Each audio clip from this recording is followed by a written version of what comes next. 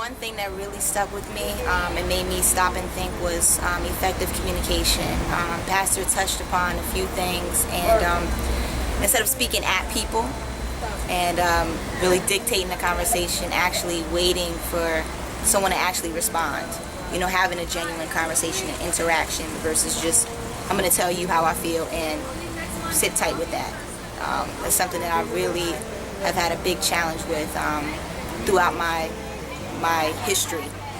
But it's something that I'm really improving on, and today was kind of like confirmation that I still need to work on. Another thing I would say was really big for me was I've been blessed. I was in a car accident a couple months back, and you saw my car and you see me, you wouldn't even think I was in that car, and I've been blessed for it. And one thing that he talked about today was actually walking in your blessing and then actually turning around and say thank you.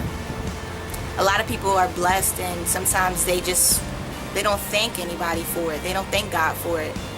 I've actually last night and just this entire week, I've just found opportunities to just tell somebody my story and tell them how good God is, how good He is. Because, I mean, if you would have saw my car and you see me, I mean, you would think I was telling some type of story. I was in a movie.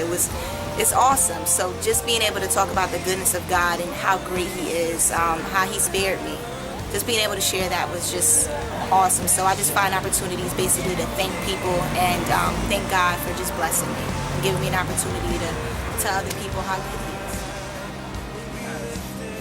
is. It's crazy that a leader really does have so many different qualities and so many different aspects about them that you really wouldn't pick up on, but he gave us a lot of good pointers to look out for, to really to focus. Me personally is in this world, you feel like you got to do so much sometimes. You always feel like you need to be here, do this, do that. And it's really, when you do that, you're only giving half an effort into everything. But when you focus on maybe 2 or 3 things rather than 9 or 10 things, and you just get as close to your best as you can in those areas, I think that I'll be able to do a lot better in my area. These pastors spoke about that really got my attention, like, wow, I need to just go ahead and do that completely, is obedience. A lot of times we think that we surrender, we give ourselves up to God, but realistically we're only giving sometimes half of ourselves up, half of our will, because we still want to have our hand on the wheel a little bit. And one of the things that God used to show us thousands of years later was a story in the Bible that Pastor used today, was about 10 lepers. And it just blew me away how God just showed how when you're obedient, you can receive your blessing. It was basically about 10 guys who had the disease of leprosy, and they wanted to be healed. And Jesus Christ told them, go speak to the priest. And they believed, and they walked over. They thought they were going to be healed by the priest, but they didn't realize that their obedience and just going, their obedience and just walking, and I love the way Pastor gave us a visual with it. He just started walking, and actually, I just started visualizing those men on the dirt, just turning around and going and doing what God told them to do. And because they didn't even get to the priest. By the time they were halfway there, they were already healed.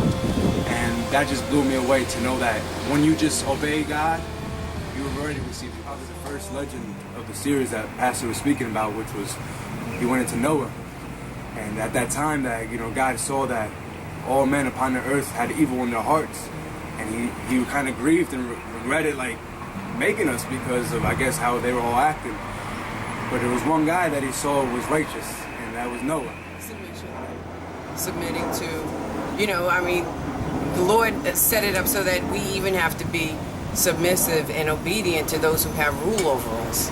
Not only to God, that's first and foremost, but even in the business realm and the church realm, wherever there are laws and certain processes in place, you have to submit to them. So it goes across the board.